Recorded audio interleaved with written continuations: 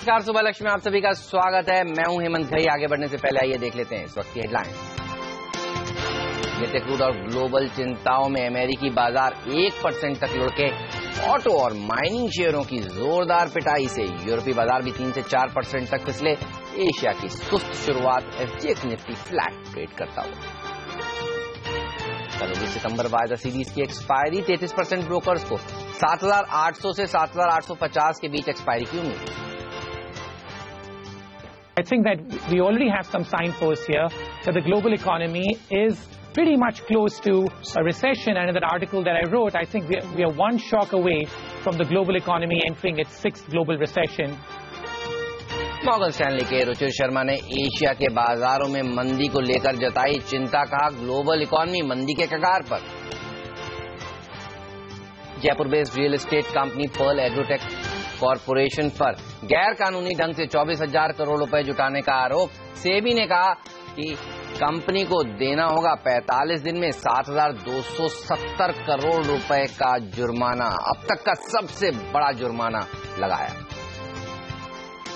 विवादों में फंसने के बाद फॉक्सवैगन के सीईओ की हो सकती है विदाई। पोर्शे के सीईओ म्यूलर को मिल सकती है कंपनी की कमान। शुक्रवार को फैसला मुमकिन। फॉक्सवैगन का खबर से इंकार। जर्मनी में दूसरे दिन फॉक्सवैगन के शेयर में जोरदार पिटाई। दूसरे ऑटो शेयरों में भी जोरदार गिरावट। They are two sides of the same coin. And so I hope that we're going to take full advantage of the chance that this dialogue affords us to expand our bilateral cooperation. और strategic commercial dialogue की पहली बार शुरुआत पर अमेरिकी विदेश मंत्री John Kerry बेहद खुश। कहा भारत के साथ रणनीतिक साझेदारी से दोनों देशों के आर्थिक संबंध होंगे और मजबूत। आयरलैंड दौरे के लिए रवाना हुए प्रधानमंत्री नरेंद्र मोदी 60 साल में यहां जाने वाले पहले पीएम। संयुक्त राष्ट्र की स्थायी सदस्यता के लिए समर्थन जुटाने की भी योजना। यूएस भी जाएंगे मोदी। सबसे पहले एसजीएक्स निफ्टी पर नजर डाल लेते हैं। देखते हैं वहां पर किस तरह का एक्शन देखने को मिल रहा है। कल भारतीय बाजारों में तेज गिरावट देखने को मिली थी। हमने देखा था 1:30 बजे के बाद वो प्रेशर देखने को मिला और आप देखिए करीब 540 पॉइंट की गिरावट देखने को मिली आखिरी 90 मिनटों में भारतीय बाजारों में। जी हां, डेज लो के आसपास हमने क्लोजिंग दी है। कल एक समय ऐसे भी था कि जब 7,800 का स्तर भी निफ्टी ने इंट्राडे में तोड़ दिया था और उसके आसपास ही क्लोजिंग हुई है। शुक्र है उसके थोड़ा सा ऊपर जाकर समाप्ति हुई है। मेटल शेयरों में तेज गिरावट देखने को मिली। बैंकिंग स्टॉक्स में तेज गिरावट देखने को मिली। और ऐसा नहीं मेटल्स भारतीय बाजारों में ही पिट रहे थे। इवन कॉपर हमने देखा कल करीब 3.5% की गिरावट झेल रहा था अंतर्राष्ट्रीय बाजारों में। और दुनिया भर के बाजारों में मेटल्स और ऑटो स्टॉक्स की जोरदार पिटाई हो रही थी। फॉक्सवैगन का कंसर्न दूसरे ऑटो कंपनियों पर भी पड़ता हुआ नजर आया। चलिए इस सब पर बात करते हैं। बताने के लिए हमारे साथ रोज की तरह आशीष जुड़ चुके हैं। हाय आशीष, गुड मॉर्निंग। कितना खराब स्थिति है, खास तौर पर यूरोप में। इस बार दिक्कत दरअसल यूरोप से आ रही है, वो बाजार ज्यादा गिरे। बिल्कुल, ग्लोबल मार्केट्स में तगड़ा प्रेशर था कल के ट्रेडिंग सेशन में। इंडिकेशंस तो हमें कल ही मिल गए थे, जैसे आपने हाईलाइट करा यूरोप हमारे सामने कामकाज कर रहा था, वीकनेस के साथ था। अमेरिकन मार्केट्स के फ्यूचर्स कल वीकनेस इंडिकेट कर रहे थे, लेकिन इनफैक्ट हमारे बंद होने के बाद भी कोई रिस्पाइट नहीं था। यूरोप में लगातार सस्टेन्ड सेलिंग और दिन के लोज पे जाके वो मार्केट्स क्लोज हुए। ऑलमोस्ट 3, 3.5, पौने 4% तक की कमजोरी के साथ यूरोपियन मार्केट्स कल क्लोज हुए हैं। 3 स्पेसिफिक रीजंस मुझे नजर आते हैं यूरोप में जो वीकनेस थी। पहला तो जो ऑटो शेयर कल टैंक हुए या तगड़ी पिटाई हुई, जो आपने हाईलाइट करा। फोक्सवैगन के शेयर्स मंडे को 18% और इनफैक्ट कल भी वहां पे 20% की कमजोरी के साथ वो स्टॉक कामकाज कर रहा था। इनफैक्ट उसका रिपल इफेक्ट तमाम ऑटो कंपनीज में वहां पे देखने को मिला। फ्रेंच फाइनेंस मिनिस्टर की तरफ से जब स्टेटमेंट्स भी आए कि बाकी यूरोपियन ऑटो कंपनीज की भी जांच होनी चाहिए, तो पूरा ऑटो पैक बेहद तगड़ी पिटाई झेल रहा था। दूसरी दिक्कत की बात, मेटल और माइनिंग कंपनीज। क्रेडिट स्विस ने कल वहां पे तगड़े डाउनग्रेड्स कराए कई सारी माइनिंग कंपनीज के। तो जो आप कई सारी जगह नाम पढ़ रहे होंगे, ग्लेनकोर, एंग्लो अमेरिकन, ये सब कंपनीज की पिटाई दरअसल 6-6.5% से ज्यादा की पिटाई इसीलिए हुई क्योंकि क्रेडिट स्विस का डाउनग्रेड आया था। और कॉपर जैसे प्राइसेस जो आप हाईलाइट कर रहे हैं उसमें जो वीकनेस आई थी, उसके बाद मेटल और माइनिंग कंपनीज की बेहद तगड़ी पिटाई हुई। तीसरी दिक्कत की बात, कच्चे तेल की कीमतें जो लगातार क्रैक हो रही हैं। कल भी शुरुआती ट्रेड में अच्छी खासी कमजोरी के साथ कच्चा तेल कामकाज कर रहा था, उसके बाद ग्लोबल ग्रोथ को लेकर, ग्लोबल अनसर्टेनिटी को लेकर सवाल उठने लगे और ये सब कारण थे कि यूरोप में कोई रिस्पाइट नहीं थी। अमेरिका में भी 1 से 1.5% के आसपास का दबाव था। हालांकि दिन के लोज से कुछ रिकवरी जरूर हुई। एक समय डाउ 300 अंक के आसपास ही कमजोरी दिखा रहा था, फाइनली 180 अंक के आसपास ही कमजोरी के साथ बंद हुआ। तो निचले स्तरों से कुछ रिकवरी, लेकिन कोई रिस्पाइट नहीं। 1-1.5% की कमजोरी है। यहां पे भी कच्चा तेल, यहां पे भी फेड का जो आउटकम आया था उसके बाद जो अनसर्टेनिटी बनी है, अनिश्चितता है ग्लोबल ग्रोथ को लेकर। और इनफैक्ट अब तो जो फेड के स्टेटमेंट्स आए थे उसके बाद अनसर्टेनिटी इस बात को लेकर भी कि अमेरिका की खुद की ग्रोथ कितनी मजबूत उस पर खड़ी है, स्टेट पे खड़ी है। तो अमेरिका में भी प्रेशर था। एशिया, ध्यान रखिए जापान के मार्केट्स आज फिर से बंद है। इनफैक्ट कल भी वो क्लोज ही रहेंगे। कल आपको याद होगा चीन को लेकर खबरें आई थी, एक सरकारी कंपनी वहां पर शायद डिफॉल्ट कर सकती है। तो चाइना के मार्केट उस पर रिएक्ट शायद करते हुए नजर आए, लेकिन एकदम फ्लैटिश रुझान के साथ वहां पे कामकाज हो रहा है। और काफी हद तक कल ग्लोबल पिटाई को हमने डाइजेस्ट कर लिया है शायद, क्योंकि हमारी बहुत तगड़ी पिटाई हुई थी। इसलिए शायद एसजीएक्स निफ्टी आज फ्लैटिश ओपनिंग के इंडिकेशंस दे रहा है। बिल्कुल आशीष, शुक्रिया आपका। जी हाँ, जो चिंता जितनी जताई जा रही थी आशीष, जैसे कि आप भी कह रहे हैं, इतनी दिख नहीं रही है चाइना के बाजार में इस समय। आप देखिए बिल्कुल फ्लैट ट्रेड करते हुए, बल्कि हांगकांग के बाजार ज्यादा तेजी से इस समय लुढ़कते हुए दिख रहे हैं आपको। शुक्रिया आशीष आपका इस जानकारी के लिए। लेकिन आप देखिए कल कैश मार्केट में 1050 करोड़ रुपए की बिकवाली हुई है FIIs की तरफ से, और इतनी छोटी सी बिकवाली के बावजूद आप देखिए 500 पॉइंट फॉल हुआ है सेंसेक्स से, यानी खरीदारी करने वाले लोग गायब हैं इस समय। बाजार में कोई खरीदारी करना नहीं चाहता। अब सबका नजर है कि कल जो एक्सपायर होगा ये सीरीज वो किन लेवल्स पर होगी। CNBC आवाज ने हर बार की तरह इस बार भी पोल कराया, और आइए आपको बताते हैं उसकी क्या फाइंडिंग्स है। बताने के लिए हमारे साथ जुड़ चुके हैं हमारे रिसर्च एनालिस्ट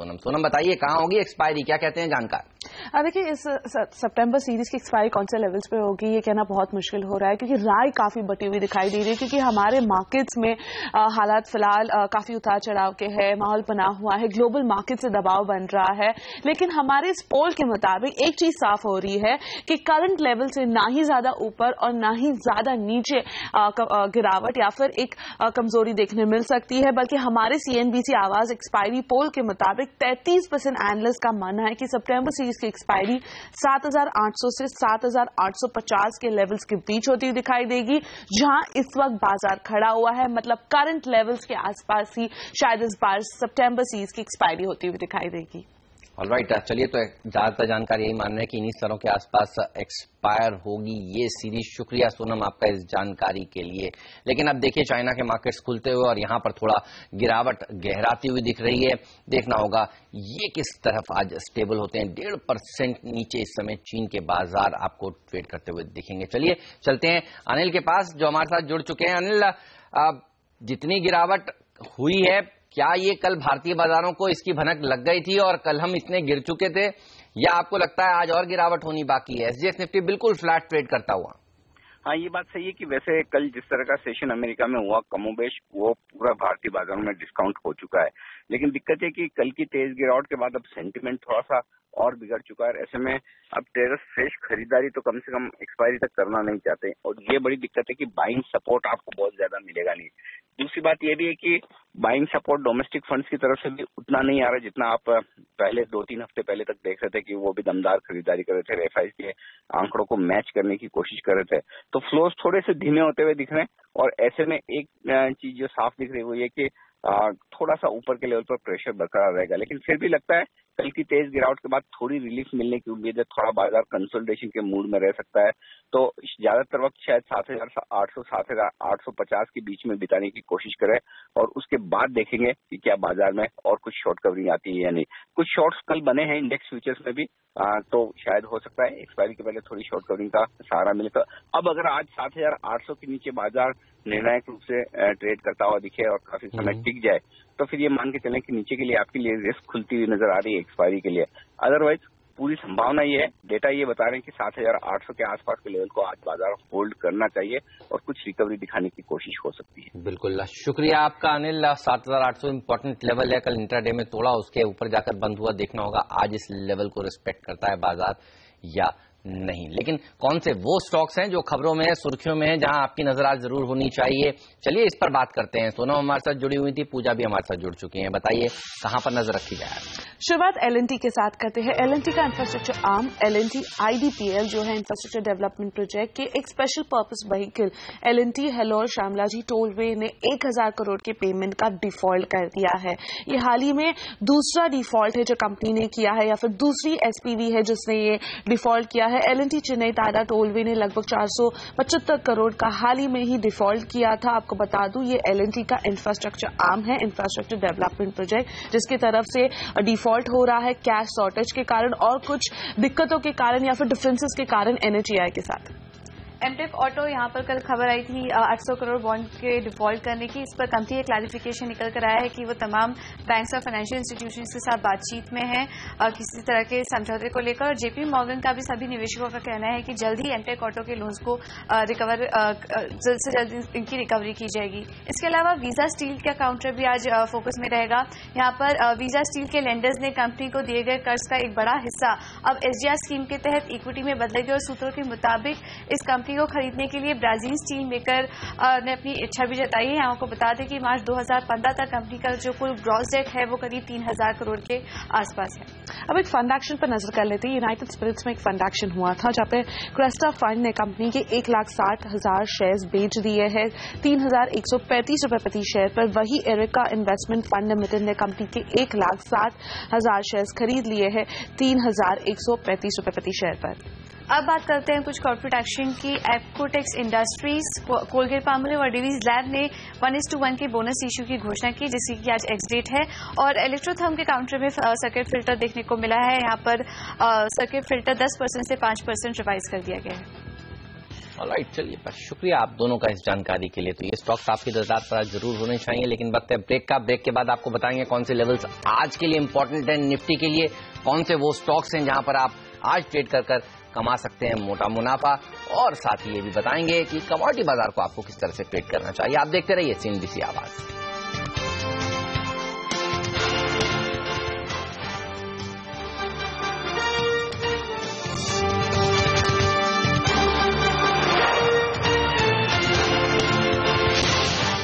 सुबह लक्ष्मी, आप सभी का स्वागत है। SGX Nifty flat to positive trend में इस समय काम करता हुआ 6 अंक की बढ़त देखने को मिल रही है। कल भारतीय बाजारों में सेकंड हाफ में तेज सेल ऑफ देखने को मिला था, जिसके चलते 500 पॉइंट से ज्यादा का फॉल सेंसेक्स में देखने को मिला था। इस समय आप देखिए शंघाई और हांगकांग के बाजार 1.25 से 1.5% कमजोरी के साथ ट्रेड कर रहे हैं और दूसरे एशियाई बाजारों में भी दबाव के साथ ही कारोबार हो रहा है। जापान के बाजार आज जरूर बंद हैं, लेकिन निफ्टी में आपको आज के लिए क्या रणनीति बनानी चाहिए, चलिए इस पर बात करते हैं। हमारे साथ मैक्स ग्रोथ कैपिटल के आशुतोष सरना जुड़ चुके हैं। हाय आशुतोष, गुड मॉर्निंग। कल एक्सपायरी भी है इस सीरीज की, ये बताइए आज का दिन काफी क्रूशियल है। एक्सपायरी से एक दिन पहले किस तरह का ट्रेड लेना चाहेंगे निफ्टी में आप? गुड मॉर्निंग हेमंत जी। मुझे लगता है थोड़ा सा रिलीफ रैली देखने को मिल सकती है। 7730 स्ट्रॉन्ग सपोर्ट लेवल है, तो मुझे लगता है एक बार बाइंग इनिशिएट करनी चाहिए 7750 7770 की रेंज में। यहाँ पे बाइंग इनिशिएट करें, स्टॉप लॉस रखें 7730 का, और ऊपर के लेवल मुझे लगता है 7850 के आसपास एक बार प्रॉफिट बुक करके निकल जाएं। और अगेन वहां पे एक सेल कॉल अगेन इनिशिएट की जा सकती है कल के सेशन के लिए। तो मुझे लगता है एक्सपायरी हमें दोबारा से 7750 और 7800 के बीच में देखने को मिलेगी कल। और ये बताइए कौन से वो स्टॉक्स हैं जहां पर आज आप ट्रेड करना चाहेंगे? तो मुझे लगता है इन्फोसिस बाय ऑन डिप्स में लिया जा सकता है। 1080 स्टॉप लॉस रखेंगे और 1130 1150 ये टारगेट रहेंगे इन्फोसिस के। और Canara bank sell on rise rally पे खेला जा सकता है। कैनरा बैंक को सेल करें on the rise, stop loss रहेगा 280 और नीचे के टारगेट 258 का। ऑलराइट, तो एक तेजी का कॉल, एक मंदी का कॉल। शुक्रिया आपका इस जानकारी के लिए आशुतोष। लेकिन वरुण भी हमारे साथ जुड़ चुके हैं जो लेकर आ रहे हैं ट्रेडिंग कॉल्स। वरुण बताइए क्या कह रहे हैं एक्सपर्ट्स? देखिए, वैसे तो एक्सपर्ट्स की काफी बटी हुई राय है, लेकिन बिकवाली की तरफ ज्यादा रुझान दिखाई दे रहा है एक्सपर्ट्स का। सबसे पहले क्या चोक्सी के हेमंत कपाड़िया REC में बिकवाली की सलाह दे रहे हैं, 263 के टारगेट इन्होंने सुझाए हैं, और कैस्ट्रॉल में खरीदारी की सलाह दे रहे हैं, 449 के लक्ष्य इन्होंने इस काउंटर पे सुझाए हैं। वहीं ट्रेड स्विफ्ट ब्रोकिंग के निशान जैन ने 2 बिकवाली के कॉल्स दिए हैं। इंडिया बुल्स रियल एस्टेट में बिकवाली करने की सलाह दे रहे हैं, 4 से 5 दिन में आपको 56 के लेवल से काउंटर दिखा सकता है। और एशियन पेंट्स में भी बिकवाली की सलाह दे रहे हैं, 785 के लक्ष्य काउंटर आपको दिखा सकता है 4 से 5 दिनों में। दोनों ही काउंटर्स में लोअर बॉटम फॉर्मेशन फॉर्मेशन देखने मिला है, इसी के चलते बिकवाली की सलाह। सबसे आखिरी में बोनांजा पोर्टफोलियो के पुनीत किनरा एक बिकवाली की सलाह दे रहे हैं। टाटा स्टील में इनका कहना है कि ब्रेकडाउन देखने मिला 226 के लेवल्स पे, 207 के लेवल ये स्टॉक आपको 1 से 3 दिन में दिखा सकता है। और माइंड ट्री में ये खरीदारी की सलाह दे रहे हैं। एक अच्छा ब्रेकआउट इस काउंटर में देखने मिला है, 1535 के लेवल्स आपको ये काउंटर 1 से 3 दिनों में दिखा सकता है। शुक्रिया वरुण आपका इस जानकारी के लिए। और अमेरिकी बाजारों में गिरावट की वजह से कल हमने देखा कि कच्चे तेल में भी गिरावट देखने को मिली। नाइमेक्स पर भाव $47 और ब्रेंट का भाव $50 के नीचे ट्रेड करने लगा है। वहीं डॉलर में मजबूती की वजह से सोने में गिरावट देखने को मिल रही है। कॉमेक्स पर इसका भाव $1125 के नीचे कारोबार कर रहा है। वहीं कल रुपए में डॉलर के मुकाबले 15 पैसे की कमजोरी देखने को मिल रही थी। डॉलर के मुकाबले रुपया कमजोर होकर 65.87 पर जाकर कल बंद हुआ। कमोडिटी और करेंसी बाजार को आज आपको किस तरह से ट्रेड करना चाहिए, चलिए इस पर बात करते हैं। हमारे साथ कार्वी कॉम ट्रेड की प्रिया चौधरी जुड़ चुकी हैं। हाय प्रिया, गुड मॉर्निंग। सबसे पहले रुपए के ऊपर नजर होगी। कल इक्विटी मार्केट में जिस तरह से तेज गिरावट देखने को मिली उसका आभास हमने रुपए पर भी पड़ता हुआ देखा, और देर रात डॉलर में भी मजबूती देखने को मिल रही है। रुपए की ओपनिंग आज कैसी हो सकती है, कैसे ट्रेड करेंगे इसे आप? Good morning Hemant. रुपए की तरफ अगर देखें तो कल इक्विटी मार्केट काफी वीक रहा, वहीं डॉलर स्ट्रांग होता दिख रहा है और इम्पोर्टर और बैंक की तरफ से भी डॉलर के लिए डिमांड अच्छा देखने को मिल रहा है।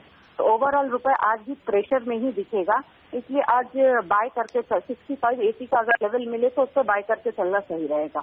और सोने और कच्चे तेल को कैसे ट्रेड करना चाहिए आज? अगर गोल्ड की बात करें तो ऐसा एक्सपेक्टेशन आ रहा है कि इस साल इंटरेस्ट रेट में बढ़त हो सकती है, जिसकी वजह से डॉलर स्ट्रांग दिख रहा है।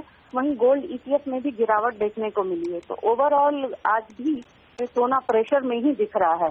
तो आज 26 to 70 पे सेल करके चलना सही रहेगा सोने में। वहीं if we will talk about crude oil, तो यूएस की तरफ से रिंग काउंट कम आ रहा है और सेल्फ प्रोडक्शन लास्ट 6 वीक से कम आता दिख रहा है। साथ ही आज क्रूड इन्वेंट्री है जिसमें एक्सपेक्टेशन है कि पॉजिटिव आएगा। तो ओवरऑल आज तेल में बाय करके चलना सही रहेगा। ऑलराइट, चलिए शुक्रिया आपका इस जानकारी के लिए। और चिटफंड मामले में जयपुर की पर्ल एग्रो टेक पर सेबी ने अब तक का सबसे बड़ा जुर्माना लगाया। क्या है पूरी खबर, बताएंगे ब्रेक के बाद।